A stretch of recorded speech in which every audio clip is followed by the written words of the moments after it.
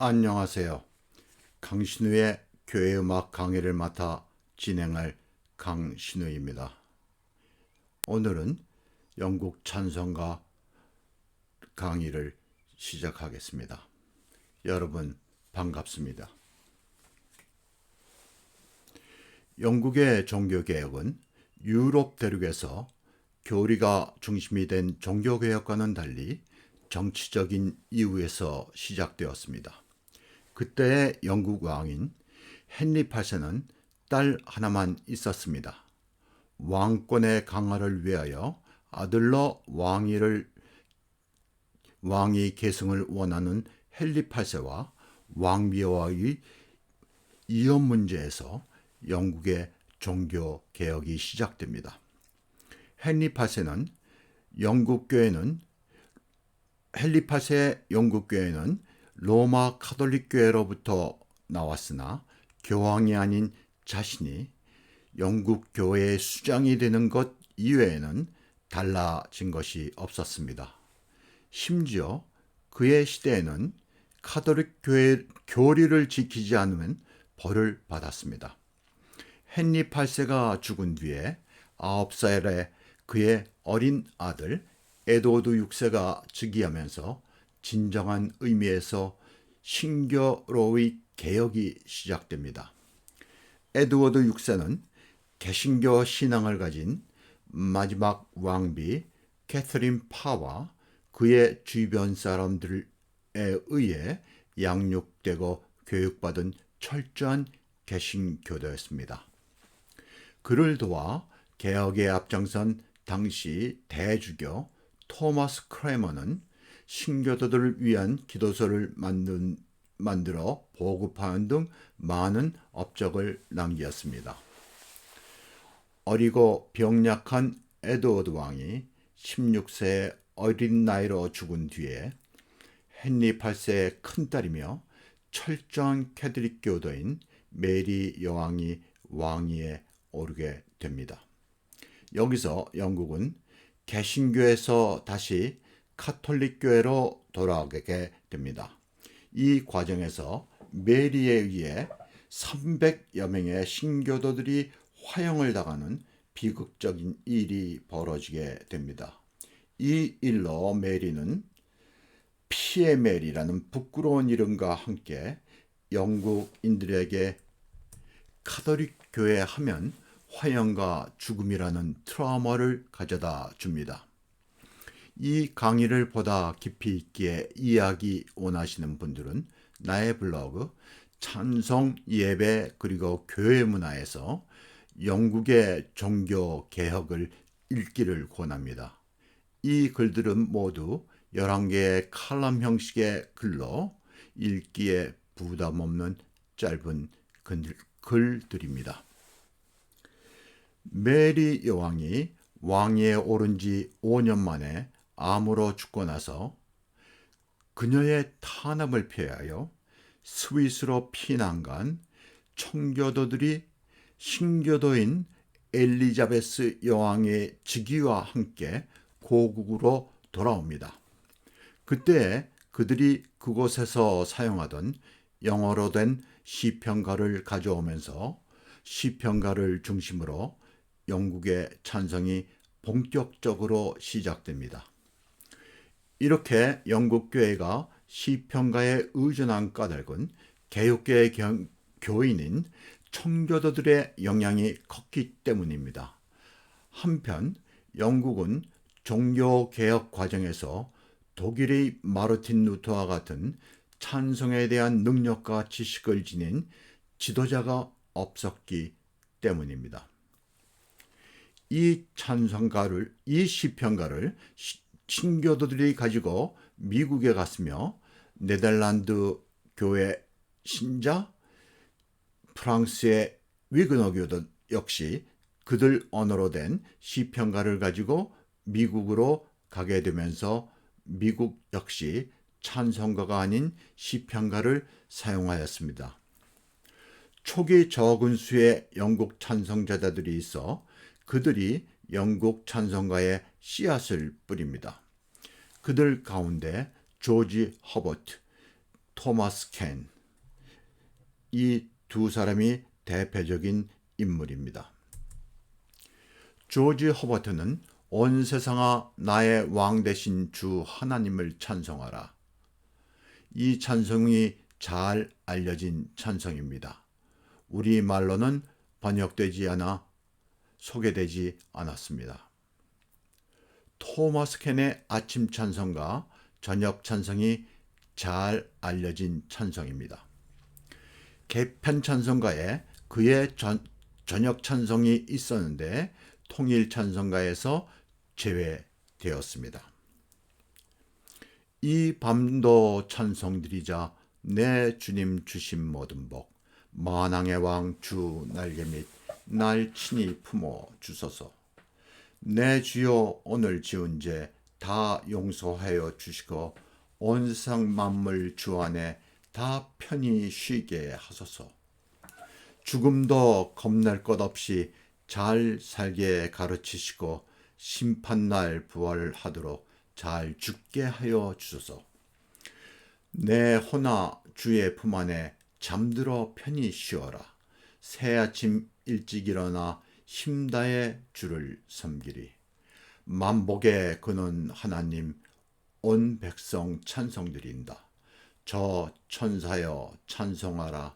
찬송 성부 성자 성령. 아멘. 이 찬송은 탈리스의 캐넌이란 이름의 곡조입니다. 캐넌은 음악 용어로 우리가 잘 아는 돌림 노래입니다. 마지막 절 성령이 우리가 예배에서 자주 부르는 찬송가 1장에 있는 만복의 근원 하나님입니다. 이 찬송을 들어보시겠습니다. 매우 단순한 곡조이나 아름답습니다. 이 곡조의 제목과 같이 영국 교회 음악의 아버지 토마스 탈리스의 돌림 노래는 4절에서 4부 돌림 노래로 노래하고 있습니다.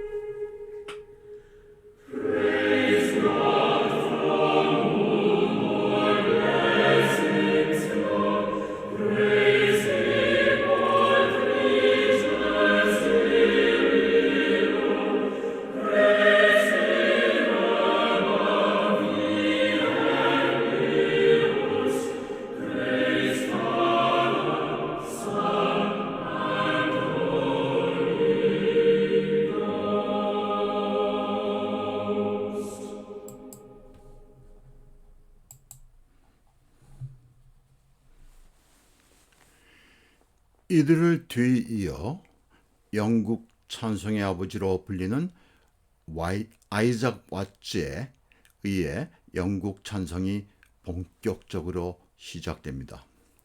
왓츠는 영국의 개혁계의 목사로 당시 부르던 시편가가 교회 예배에 합당치 않다고 생각하여 이 시편가를 교회와 시대에 맞는 의역시편가를 시작하게 되었습니다. 이 의역시편가의 시작과 함께 본격적으로 찬송시가 영국에 나타나게 되었습니다. 나는 왓츠를 음악가 가운데 천재인 모르차트에 비교하곤 합니다. 찬송시는 그 규모가 작고 제한적인 형식으로 교회라는 한정된 공간에서 불려지는 시입니다. 다시 말하여 대중적 문학의 장르가 아닌 찬송시에서 그는 천재성을 발휘하였습니다.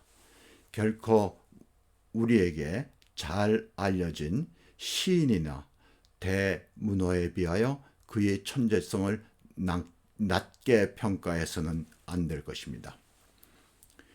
그는 개혁교의 열렬한 신자인 부모에게서 어려서부터 병약한 몸과 외모가 보기에 잘 생기지 못한 신체를 가지고 태어났습니다. 어려서부터 병약한 몸이 일생 동안 그의 곁을 떠나지 않아 사랑하던 사람에게 청혼하였으나 거절당하고 평생을 독신으로 살았습니다.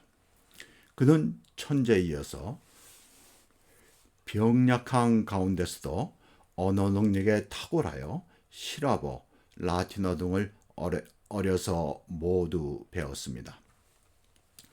그는 타고난 시인으로 어려서 모든 말을 운율에 맞춰 말하는 습관이 있어 그의 부모가 걱정하는 지경이었습니다.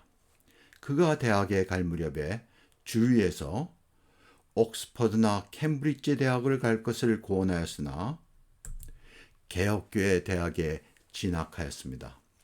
그 뒤에 그는 개혁교회 목사가 되었으나 몸이 병약하여 평생 목회는 하지 못하고 찬송시를 비롯한 여러 분야에 젖을만 하며 일생을 보냈습니다.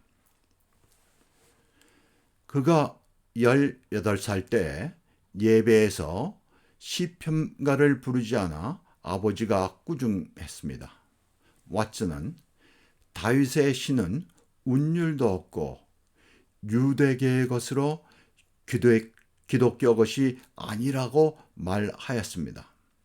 이에 그의 아버지가 화가 난 나머지 내가 다윗 왕보다 슬기롭고 지혜가 많다면 내가 시를 써보아라 하고 꾸짖었다고 합니다. 그 뒤에 왓츠는 산문의 시편을 단순히 운율시로 바꾸는 것이 아니라 구약시대를 신약시대로 그리고 기독교적이며 복음적인 의역시편가를 시작한 것입니다.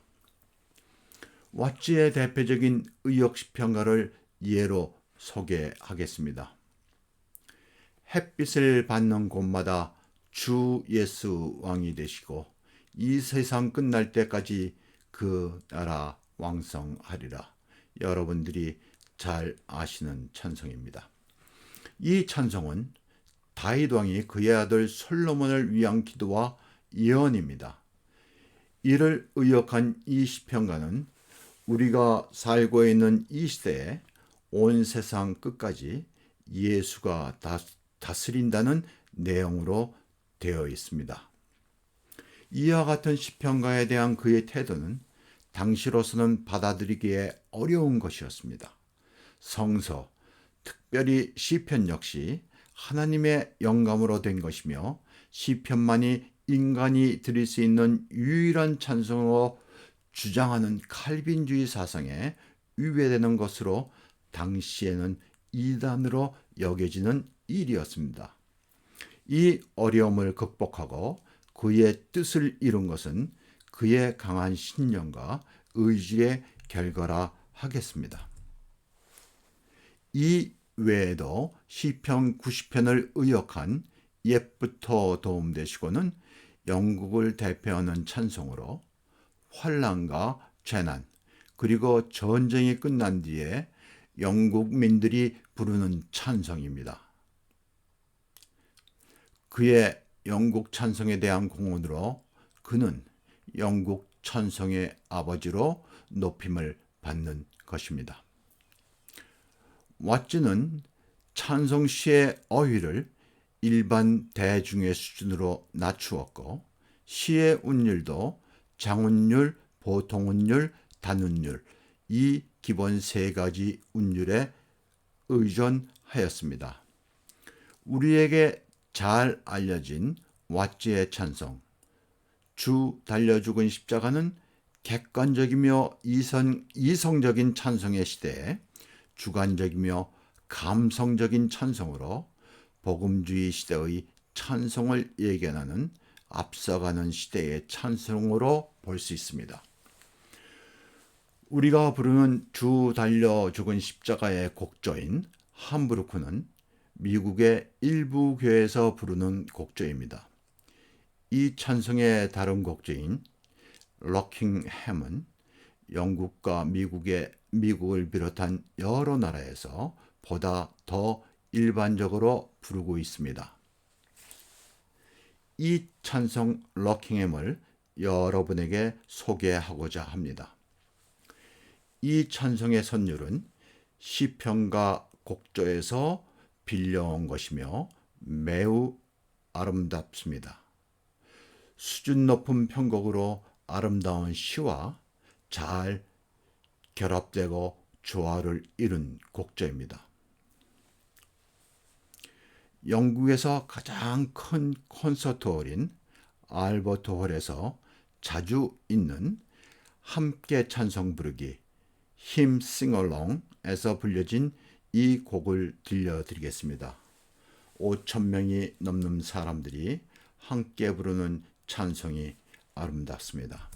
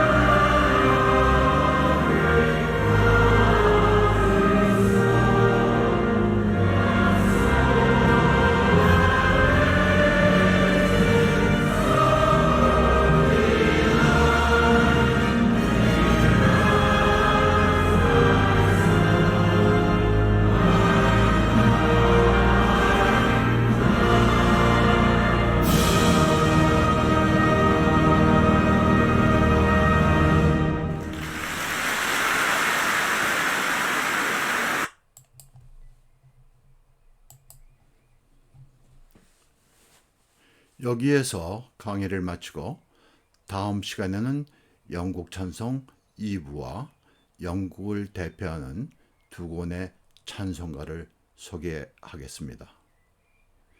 감사합니다.